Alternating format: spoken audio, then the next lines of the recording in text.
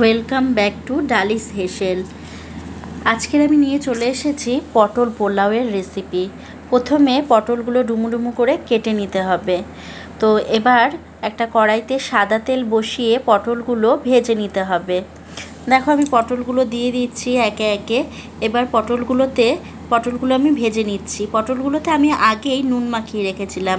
পটলগুলো ভেজে তুলে রেখেছি। এবার কড়াইতে আরেকটু তেল দিয়ে তার মধ্যে লবঙ্গ, দারচিনি, কাজু, কিশমিশ, জিরে বাটা দিয়ে ভালো করে কষিয়ে নিতে হবে। দেখো ভালো করে কষিয়ে নিচ্ছি। আর এর মধ্যে আমি তেজপাতাও দিয়ে দিয়েছিলাম। এবার আমি এর মধ্যে আবার দিয়ে দেব ভেজে রাখা পটলগুলো দিয়ে আবার আমি কষিয়ে নেব। আর এই দিকে দেখো আমি গোবিন্দভোগ চালটা আমি আগেই প্রায় 2 থেকে 3 ঘন্টা আগে আমি ভিজিয়ে রেখেছিলাম। একটু হলুদ, নুন আর জিরে আদা বাটা দিয়ে আমি ভালো করে মেখে রেখেছিলাম। সামান্য একটু ঘিও দিয়েছিলাম। দিয়ে এগুলো এবার আমি চালটা দিয়ে এগুলো ভালো করে কষিয়ে নেব।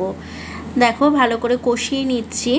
তো এর মধ্যে আমি সামান্য একটু নুন আর একটু চিনি ইউজ করেছি। আর অবশ্যই যেহেতু পোলাও সেহেতু তো একটু মিষ্টি মিষ্টি থাকবেই। আর এর মধ্যে আমি জল যেটা ইউজ করব সেটা আমি গরম জল দেব।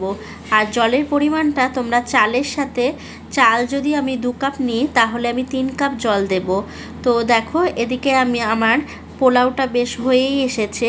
আর একটু হলেই পোলাওটা একেবারে ঝরঝরে হয়ে যাবে, সেদ্ধ হয়ে এসছে।